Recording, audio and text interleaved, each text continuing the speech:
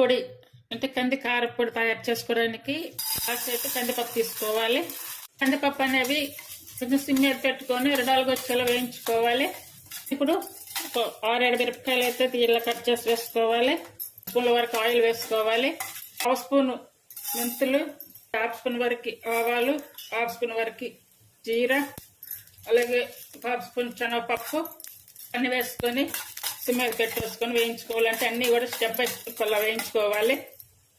ఈ కంది కారపొడి తయారు చేసుకోవడానికి చిన్న మిక్సీ జార్ ఒకటి తీసుకొని మనం వేయించుకున్నటువంటివన్నీ కూడా ఇందులో వేసుకోవాలి. అంటే అన్ని కూడా స్టెప్ బై స్టెప్ పట్టుకోవాలి, అన్నీ ఒకేసారి కాకుండా.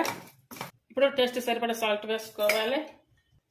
సాల్ట్ ఒకసారి గమనించుకొని వేసుకున్నట్టు మళ్ళీ మనం కారపొడిలో సాల్ట్ వేసుకోలేము కాబట్టి వేయించినటువంటి ఈ మిరపకాయలు వేసుకోవాలి. కింది కరివేపాకు కూడా వేసుకోవాలి. అలాగే చింతపండు చూడండి, చింతపండు కూడా వేసుకోవాలి. చింతపండు వేసుకుంటే కనుక కొంచెం టేస్ట్ అనేది ఉంటుంది. చూడండి కంది పొడి, ఈ వెల్లుల్లి పొట్టుతోనే వేసుకోవాలి.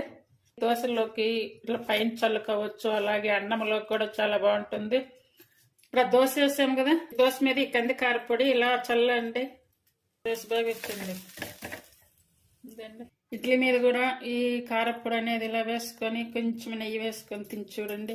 కొంచెం నెయ్యి, ఇడ్లీ కంది కారపొడి నెయ్యి అది. ఇప్పుడు